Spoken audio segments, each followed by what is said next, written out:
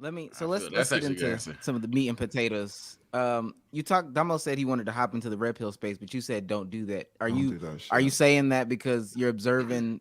I personally think a lot of them are losing their minds, and there's a downfall or there's a down spiral with a lot of the red pill community people, Sneeko specifically. I don't know if those are your Yeah, I thoughts. would not. I would agree with your conclusion, but maybe not the reasoning.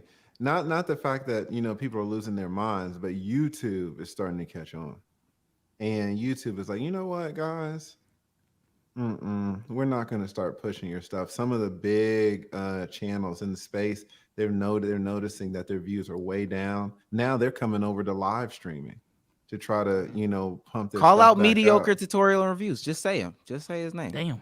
Well, yeah, mediocre tutorials and reviews, but you know what? He's killing the game. His last five, live six lives, streams God damn, 150 plus something like that. Like his stuff is going 200, crazy. yes. But he's one of them. He's like, man, YouTube is not poor man's podcast. Is getting into live streaming as well. So if you're trying to get into the manosphere or this red pill stuff, and you're trying to do it with regular videos, like you're late to the game. YouTube is already looking at you side eye, like, you know what, y'all need to shut the fuck up. And they will kick you off. They will suppress your views. So I do men centric content, but it's not red pill. So you don't ever really hear me talking about hypergamy and all this other stuff.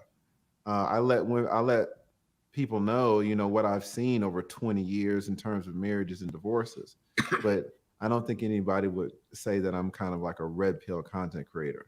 I'm more of like a men centric. My channel is more focused on men, but not necessarily red pill. And so I'm like adjacent to it, but I'm not in it. And so I miss a lot of that bullshit that they have to deal with.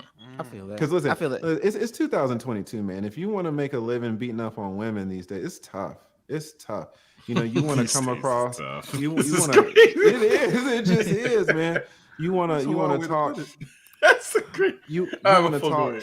It's true. You want to talk trash about anybody in the LGBTQ plus community, you're in trouble. You want to talk about these transgenders. So many content creators just got sat out because they said a word. It's kind of like a religion. I'm not going to say the word. Do not say this word. And it starts with a J. Man, people are getting strikes and community strikes for saying that word.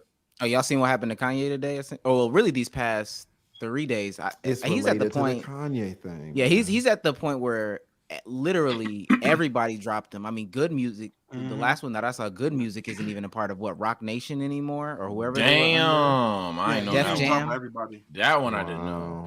H3 got clapped too recently. Wow. Yeah, For some Who? comments he made. H3 Ethan Klein. Wow. But yeah, But- censorship is definitely Y'all need to gone slow up. y'all's chat down. Y'all don't ever slow y'all's chat down. It's just moving. Y'all don't care. Y'all are from They- Twitch, right? Where the shit just Obviously, goes. don't. Y'all, That's yeah, what y'all we No, just got on Twitch. And We don't gotta and just- don't read it. Yeah, no. You're absolutely you're absolutely right. It's But the yeah, reason we let it fly. It's the reason we let it fly. It's definitely the reason. half of the chat's been calling you like Michael Every Jordan. basketball player that's Yeah. involved. Every It's- single it's- one. But they I enjoy I saw it. Taj That's- Gibson and had to that's- hold it I in. see Al Harrington and I was like, I forgot about Al.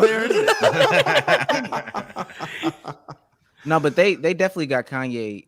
I mean, completely up out of here. But I mean, Exactly. you mess with folks' money. I don't understand what people expect to happen. To be quite honest with you, but I'm also seeing a bunch of red pill or what people would label as extremists start to step away from that lane Mhm. and kind of just be adjacent like you. Like I don't want to get Yeah. clapped. I understand who pays my bills. I'm not gonna bite the hand that feeds me. Exactly. I mean, you can still do it, but you got to be super special. One person that's really just breaking the internet, like Kwame did last year, is Just Pearly Things. Nobody's really talking about her. We are. Jesus Christ, she is We killing it. She's killing it. Hey, get the bombs ready because she be hiring the Africans. That's who be hiring the Africans. That's That's who be. where I got it from. we hopped on a consultation. I was like, hey, I know some designers. If you know what I'm saying, I can hook you up. She said, nah, I don't think you can beat the prices on right now. I'm like, This is absurd. "Uh, Yeah, man. she knows how to do it. She's a 25-year-old white girl is killing the game. And like no one's really like, because she's kind of doing it under the table. She got damn 15, 20 channels, and it's just she's spreading her views around. So it's kind of, but man, I'm she's nervous killing about it though, because a lot of her stuff apparently gets demonetized, or just kind of altered as the way that she gets paid. I hope she finds another way to transform like some of her community into more paying people, but apparently the stuff that she does gets demonetized crazy. I feel like a lot of the red pill conversations, they be line stepping in terms of like YouTube guidelines. So when you play that game, bro, it's just scary, especially if you're doing this full time. This is how you pay your bills. Just be smart, bro, because when you're on YouTube, ultimately it is their platform, so they can decide whatever the fuck they want to do at the end of the day. So 100%. It's tough, and so I stay away from all that stuff. I get a little fresh every now and then, but I make it a point to kind of be even-handed with the men and the women, and that helps my bottom line too, because I have so many women that come in and bless me with $100, $300, $500 super chats. I ain't seen the 5.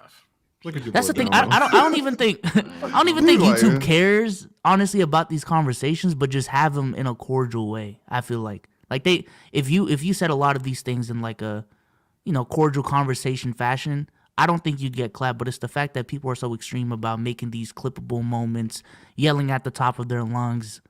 That's when it, you know what I'm saying? That's when it becomes fishy. On YouTube side, and that's when they pull the trigger, to be honest with you. Because we can have conversations about, I don't know, like trans issues, like really, really hard conversations, but just go about it a certain way, and you can still get off your point.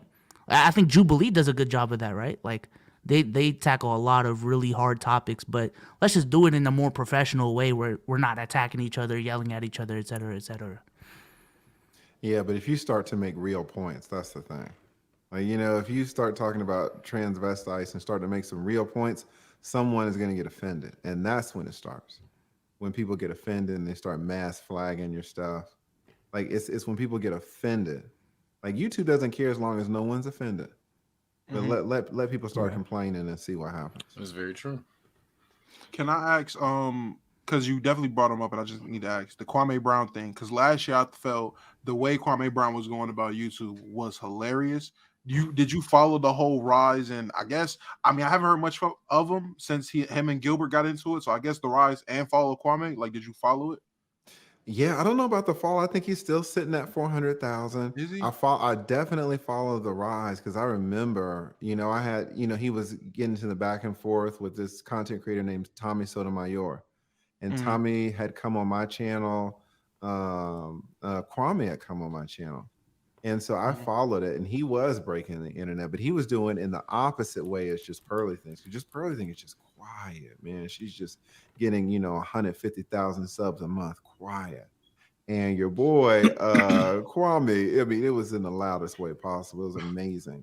And I actually did some reaction videos, and I got a big bump of jumping on his wave. That helped me out a lot. And he was blowing up so fast, and he was allowing everybody just to take his content. You could have taken a whole stream he did, upload it on your channel, don't do any voiceover, don't do any editing, just put the whole thing up, got your money, and he wouldn't try to strike it. He wouldn't try to get the AdSense from it. He was letting everybody eat off his content. Didn't work for me. Tried it twice. Didn't work. What didn't work? Man. Reacting to Kwame? I did 2 Kwame reactions. Didn't work. I was like, you know what? Wash my hands with it. Really? No, I did some stuff, and it really helped me out. And plus, I was so small last year. Anyway, anything would have helped me out. But yeah, and the way he was going at, now he was going in a hardcore negative way. It helped him out that he was going up against a man.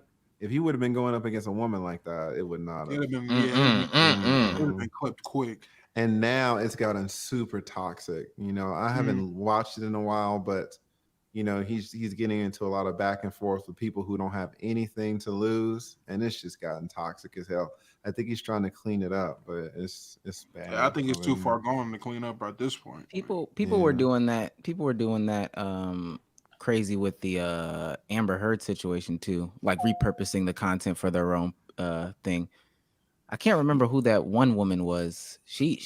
Was she some type of attorney, or well, she claims to be an attorney on YouTube. Emily Baker. Jesus Christ. Emily claims. Baker. Yeah, put Well, some I don't- respect on my girl's I don't. name. You're like, Well, I claims to don't be know. an I don't attorney. know. Hey, look. People say they a lot of things on social media. I don't know. I Jesus don't know. Christ. Yeah. Listen, I'm not in there's a whole sector of there's a very small sector of YouTube called LawTube, and it's comprised just of attorneys. And those people came up on the Amber Heard thing. I was a small beneficiary. I'm not in LawTube.